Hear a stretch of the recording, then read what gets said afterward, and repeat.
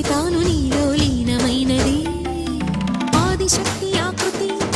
ఆత్రిజాత పార్వతి తానువైన ప్రాణధవుని చెంతకు చేరుకున్నది